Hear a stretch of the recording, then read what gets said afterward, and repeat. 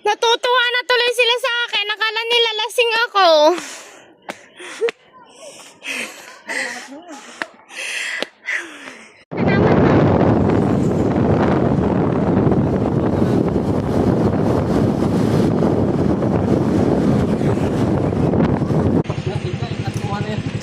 Ah, yung kantuan na lang. Daw na yun.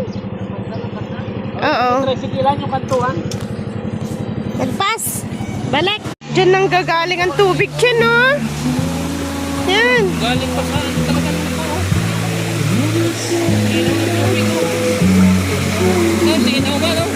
Oo. Bukas pa talaga sila galing pa.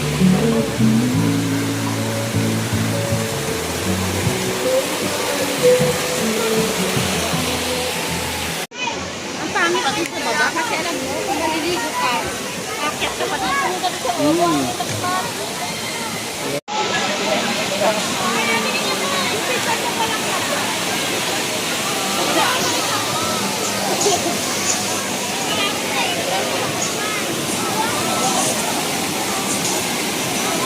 Yun sa ilog lang daw. Sila.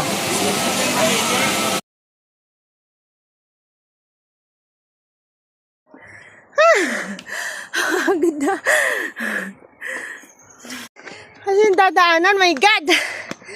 Ilang step to?